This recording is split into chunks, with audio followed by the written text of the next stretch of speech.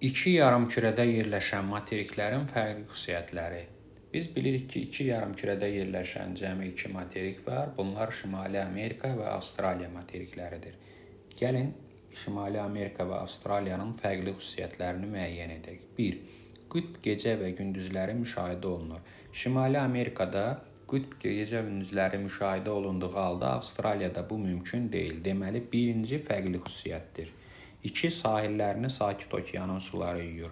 Həm Avstraliyanın, həm də Şimali Amerikanın sahillərini Sakit Okeanın suları yuyur. Fərqli xüsusiyyət ola bilməz. 3. Günəşin zenitdə olma prosesi baş verir.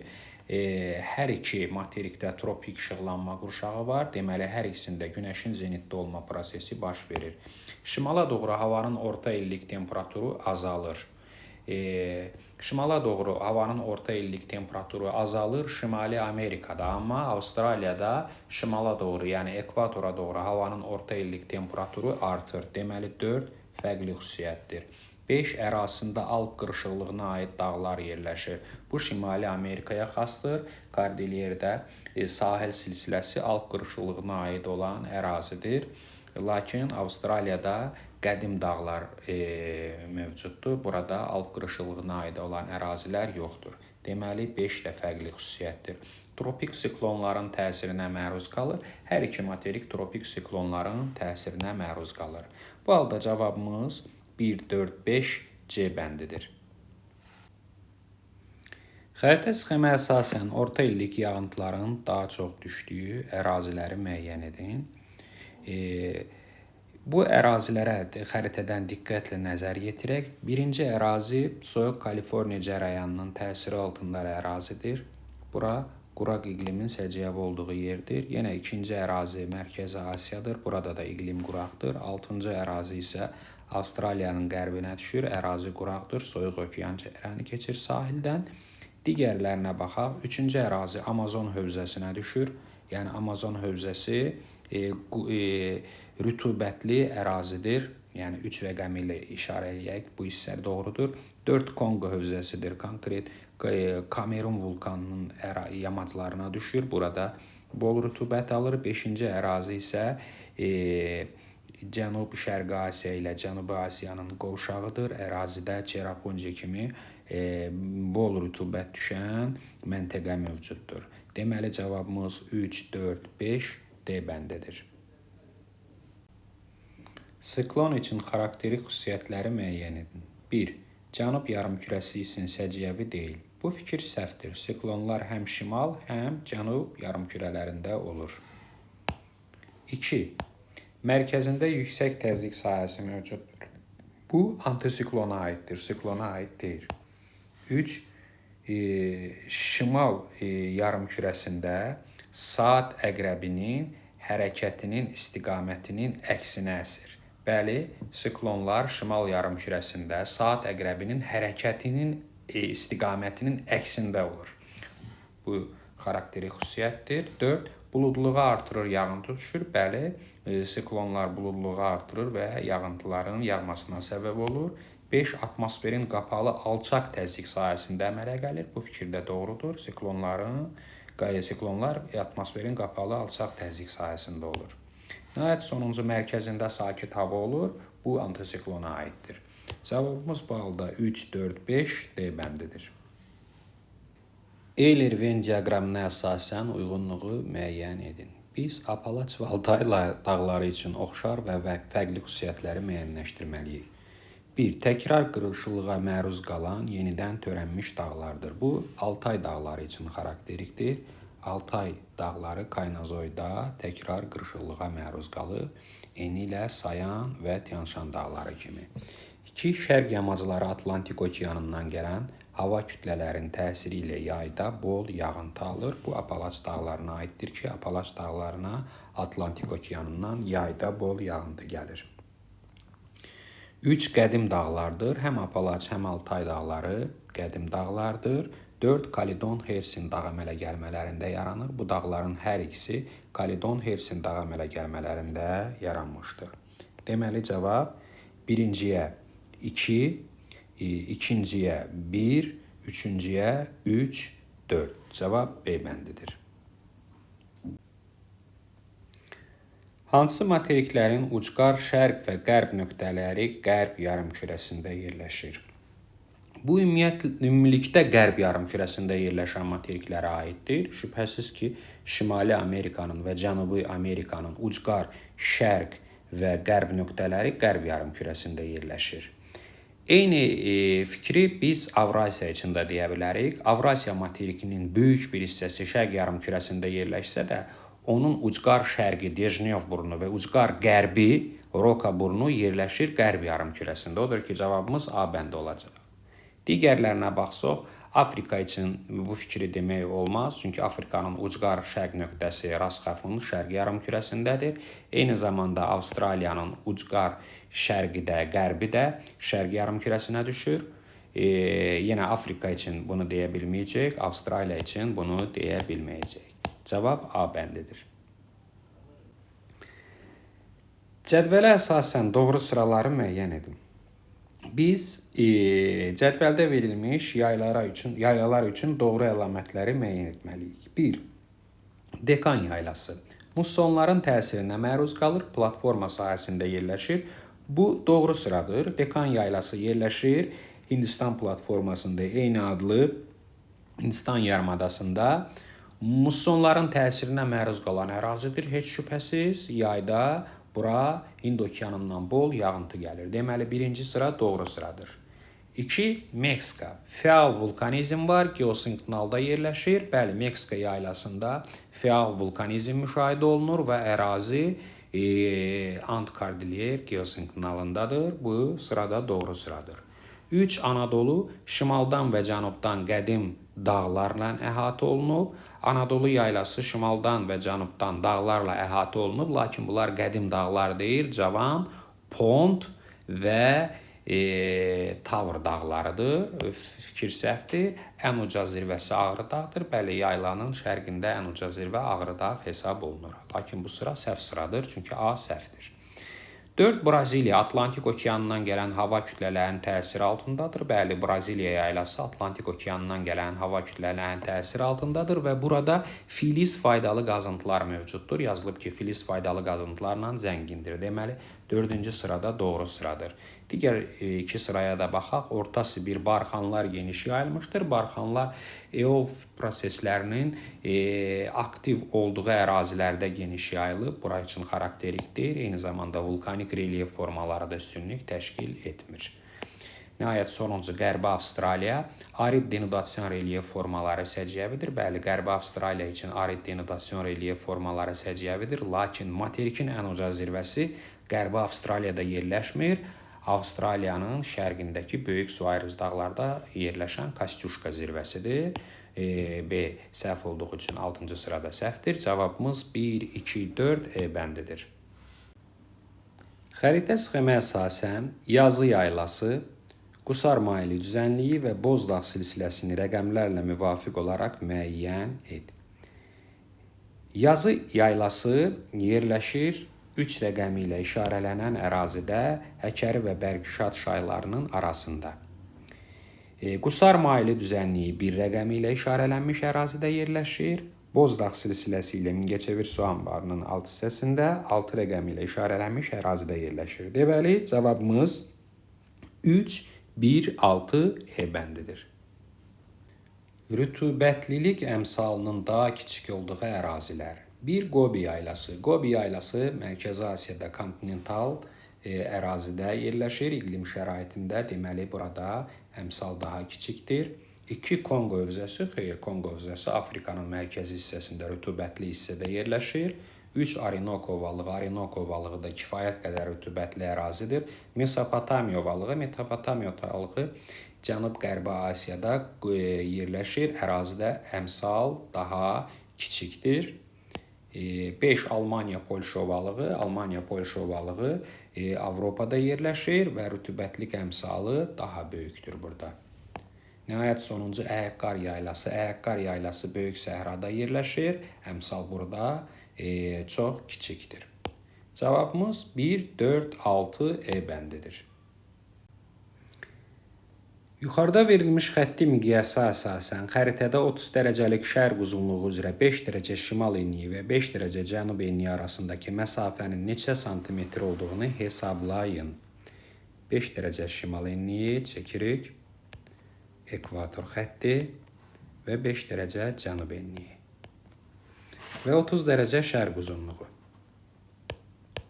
30 dərəcə şərq uzunluğu, yəni şərq uzunluğu üzrə, yəni meridian xətti üzrə 5 dərəcə şimal enliyi ilə 5 dərəcə cənub enliyi arasında 10 dərəcəlik fərq var. Biri şimalda, biri cənubdadır.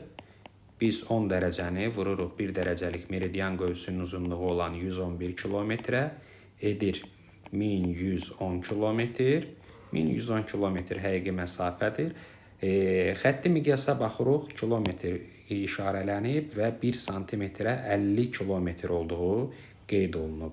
Əgər 1 santimetrdə 50 kilometrdirsə, x santimetrdə 1110 kilometrdir. Buradan da x bərabərdir 22,2 santimetr. Cavab B bəndidir. Turan ovalığı hansı xüsusiyyətinə görə Kür-Araz ovalığı ilə oxşar deyil?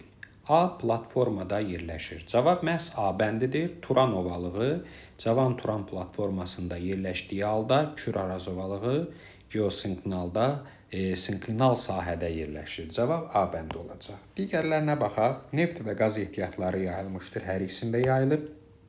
Avrasiya materikində yerləşir. Hər ikisi yerləşir. Akkumulyativ düzənlikdir. Hər ikisi akkumulyativ düzənlikdir. Materik daxili mövqeyə malikdir. Hər ikisi materik daxili mövqeyə malikdir. Yəni, okeanlardan kənarda yerləşirlər. Cavab A bəndi. Cədvələ əsasən uyğunluğu müəyyən edin. Cədvəldə Bakıda 21 mart tarixində günorta vaxtının olduğu qeyd olunur və qarşısına doğru yanlış yazılmışdır. Bakıda 21 mart günorta vaxtı olanda, ümumiyyətlə 21 mart tarixində yerin şimal və cənub yarımkürələri bərabər işıq alır. Yəni 12 saat gündüz, 12 saat gecə olur.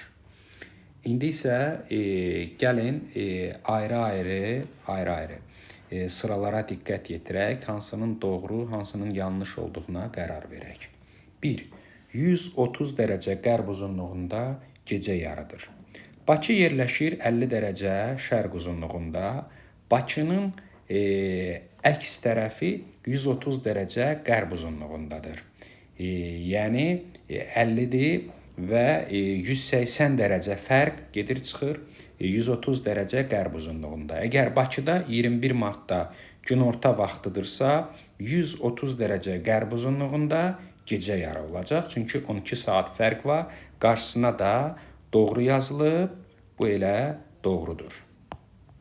2. Avstraliyada payız fəsli başlayır. Bakıda 21 martda yaz fəsli başlayır. Avstraliya isə cənub yarımkürəsindədir. Əlbəttə ki, cənub yarımkürəsində həmin tarixdə payız fəsli başlayacaq. Avstraliyada o cümlədən, amma qarşısına yanlış yazılıb. Bu yanlış ola bilməz. Deməli, ikinci sıra doğru sıra deyil. 3. 150 dərəcə şərq uzunluğunda günəş batıb. Bakıda 21 martda günorta vaxtı saat 12-dir. Yəni günün yarısı tamamlanıb. Ondan 6 saat şərqdə olacaq günəşin batma vaxtı. Bakı 50 dərəcəlik şərq uzunluğunda yerləşir. Ondan 6 saat şərqdə günəş batır.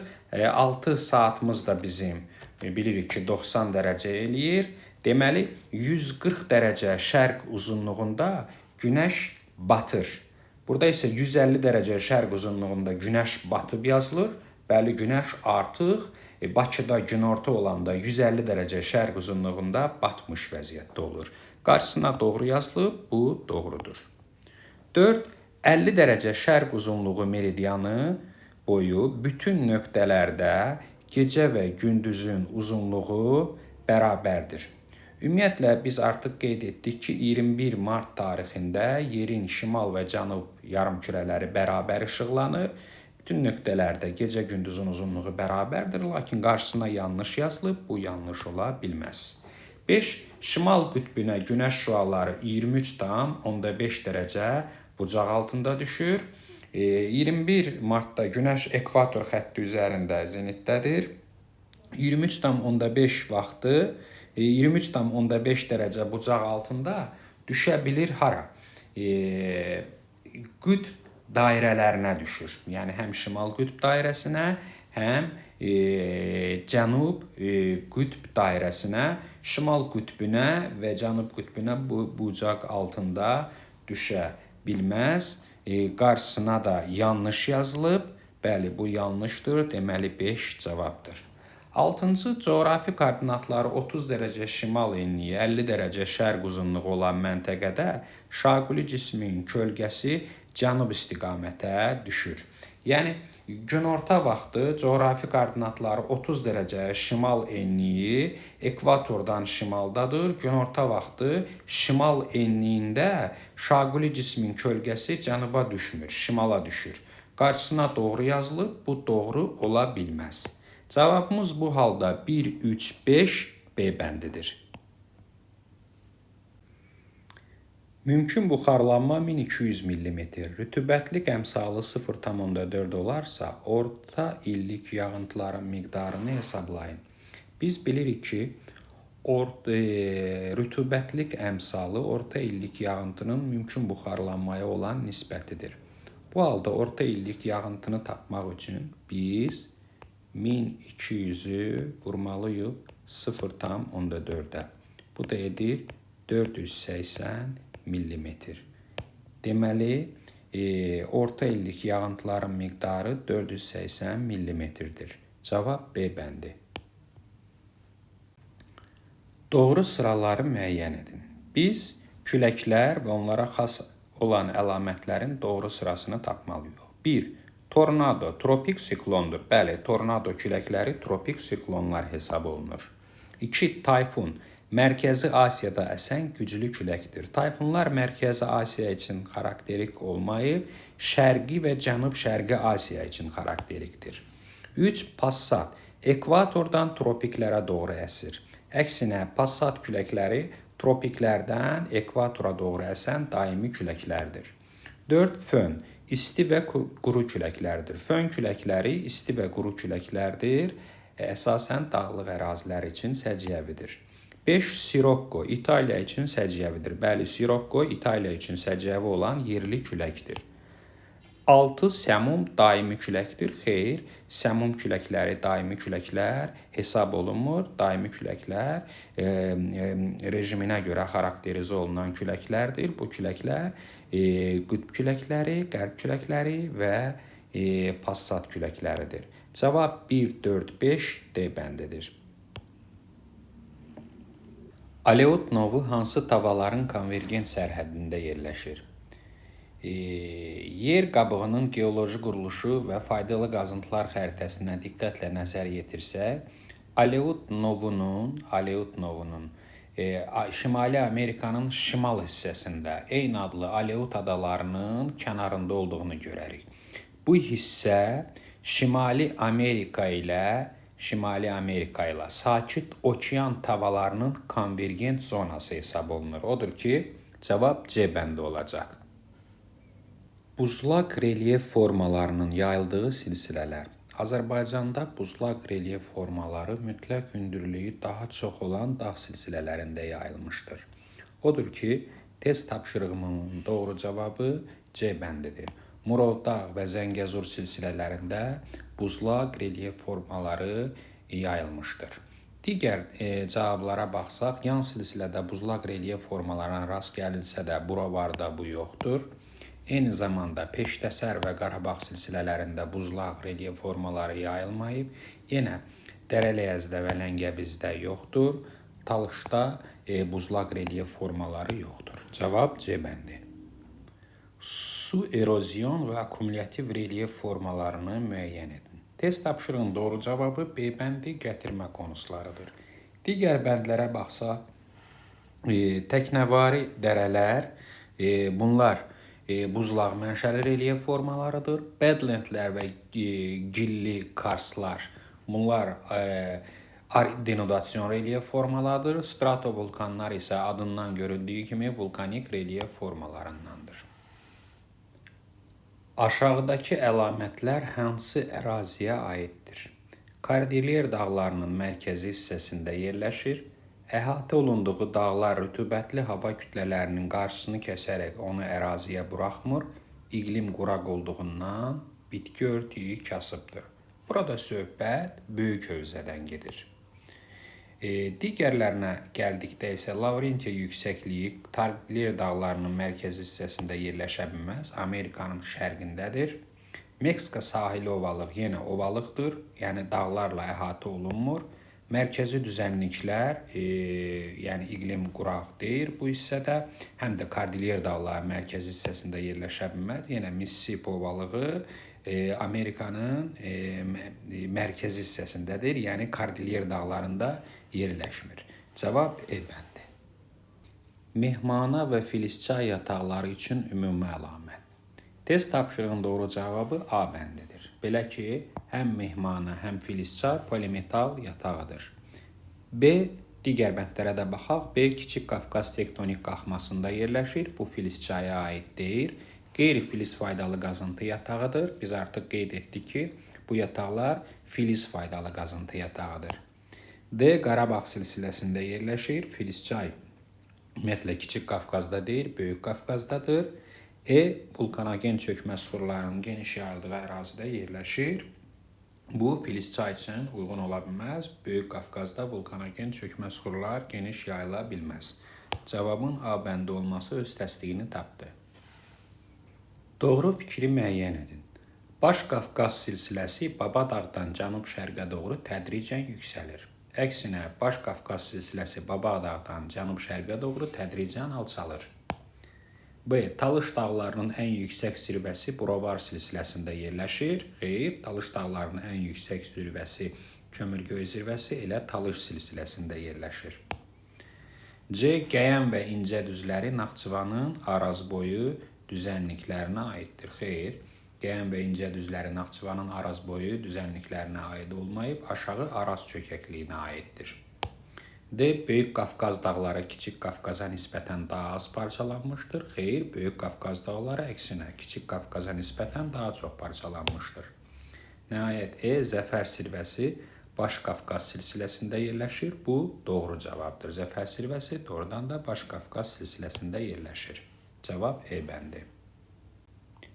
Aşağıdakı fikirlərdən hansı Qərbi Avstraliya yaylası üçün doğru deyil? A. Səthi bərk suxurlarla örtülüdür. Qərbi Avstraliya yaylasının səthi bərk suxurlarla örtülüdür. Bu doğrudur. Deməli, cavab deyil. B. Quraq iqlim səciyyəvidir. Bəli, Qərbi Avstraliya üçün quraq iqlim səciyyəvidir. Ərazi bütövlükdə quraq iqlim şəraiti hakimdir. Filiz mənşəli faydalı qazıntılarla zəngindir. Bəli, Qərbi Avstraliya filiz faydalı qazıntılarla, xüsusilə dəmir filizləri ilə zəngindir. D. Cənub tropik xəttinin hər iki tərəfində yerləşir. Bəli, Qərbi Avstraliya yaylası cənub tropik xətti ilə kəsildiyindən o bu xəttinin hər iki tərəfində yerləşir. E. Seysmik cəhətdən aktiv ərazidə yerləşir. Ümumiyyətlə, Avstraliya materiki üçün seysmik aktivlik xarakterik deyil. Odur ki, doğru olmayan cavab E bəndidir. Avropada yerləşən dağ zirvələrini seçin. A. Matterhorn, Qalxepiggen, Mont Blanc. Matterhorn və Mont Blanc zirvələri Alp dağlarında, Qalxepiggen zirvəsi isə Skandinaviya dağlarında yerləşir. Deməli, cavabımız elə A bəndidir. Digər bəndlərə də baxaq. Mitchell zirvəsi yerləşir Apalaç dağlarında, Şimali Amerikada, o cümlədən Tübqal, Atlas dağlarında, Afrikada, Kolima, Kordilyer dağlarında, Şimali Amerikada.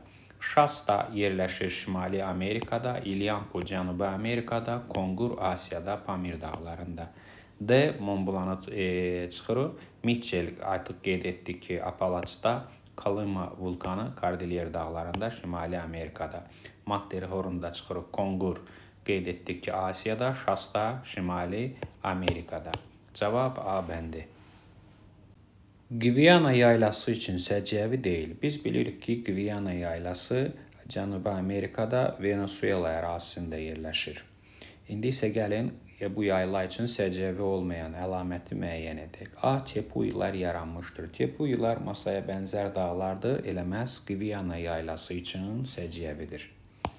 B. Qədim dağ sistemlərinin qalığıdır. Bəli, Qviana yaylası Cənubi Amerika platformasında qədim dağ sistemlərinin qalığı hesab olunur. C. Denudasiyaya məruz qalıb. Bəli, Qviana yaylası denudasiyaya məruz qalıb. D. Cənubi Amerikada yerləşir. Artıq qeyd etdik ki, Qviana yaylası Cənubi Amerikada yerləşir. Nəhayət, aktiv vulkanlar var. Ərazi qədim ərazidir, qədim platforma sahəsidir. Burada aktiv vulkanlar mövcud ola bilməz. Cavab E bəndi. 10 dərəcə Selsi temperaturda higrometrin göstərici 40%dirsə, 1 kubmetr havada neçə qram su buxarı var? Nəzərə alın ki, 10 dərəcə Selsidə 1 kubmetr havanın doyması üçün 9 qram su buxarı lazımdır. Gəlin, tənasüb quraq. 9 qram doymuş hava miqdarıdır. Bu, hər zaman 100%dir.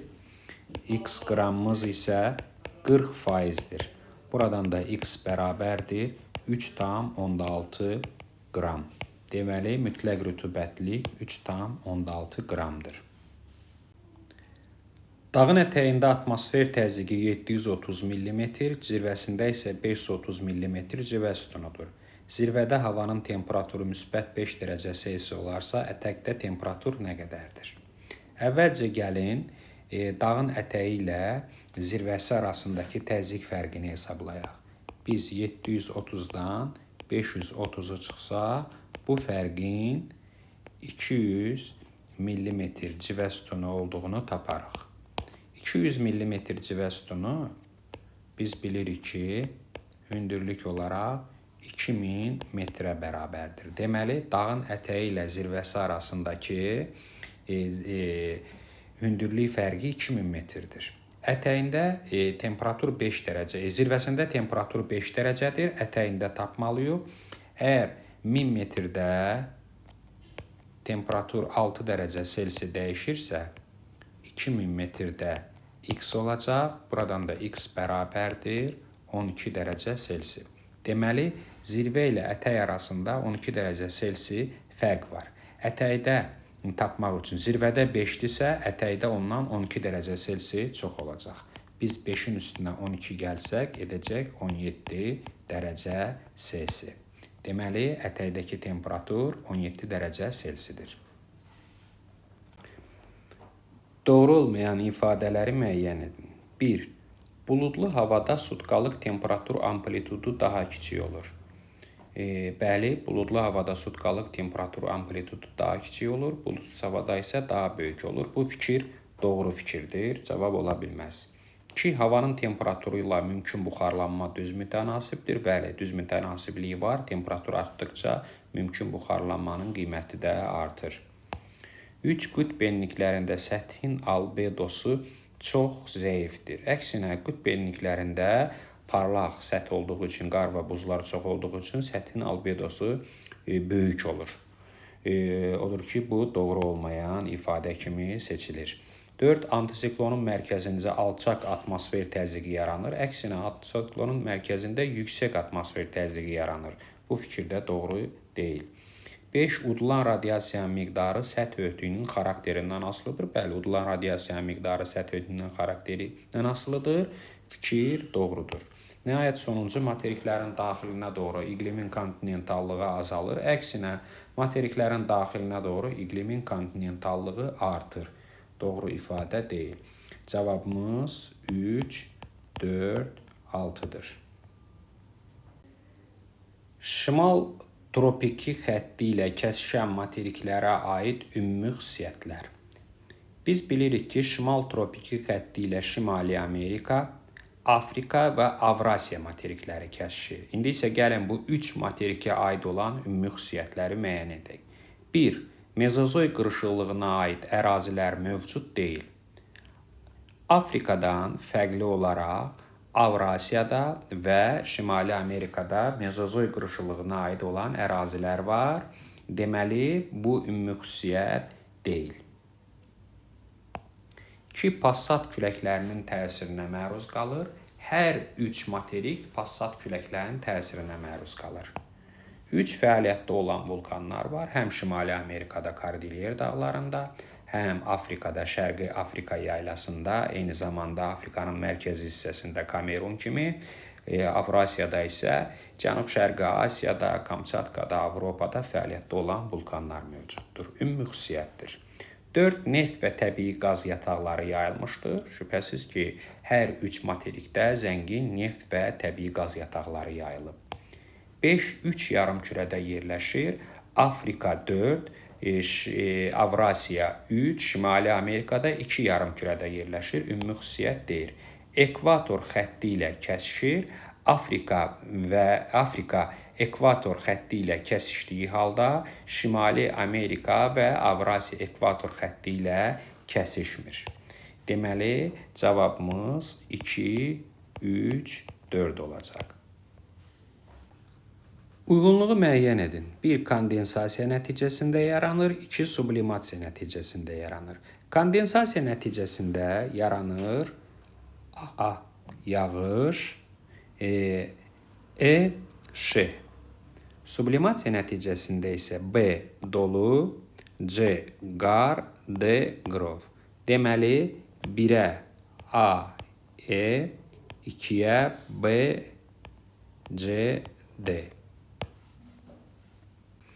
A dağları litosfer tavalarının toqquşma sərhədində, subduksiya zonasında yerləşir.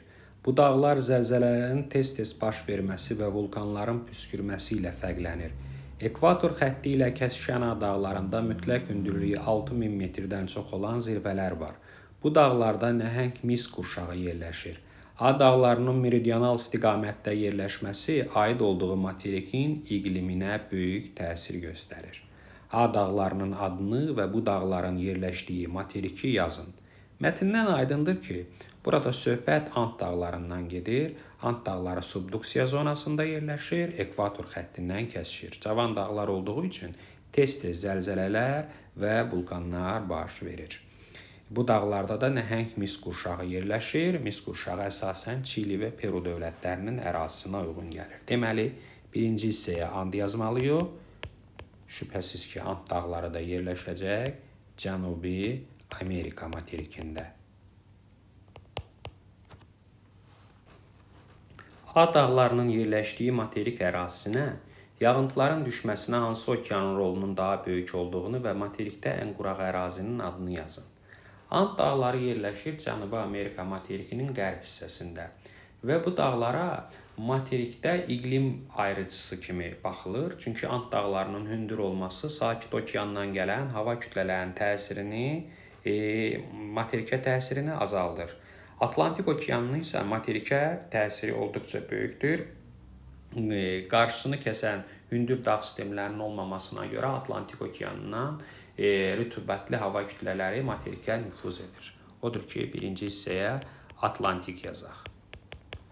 Və materikdə ən quraq ərazi, bu isə Atakama səhrasıdır. Atakama səhrası Ant dağlarının tropik qurşaq hissəsində yerləşir və buranın iqliminin quraq olma səbəblərindən ən mühümü soyuq Peru cərəyanıdır ki, burada iqlimi quraqlaşdırır. A dağlarının hansı iki tavanın subduksiya zonasında yerləşdiyini və hansı qırışıqlığa aid olduğunun adını yazın. Ant dağları yerləşir Naska və Cənubi Amerika litosfer tavalarının subduksiya zonasında ki,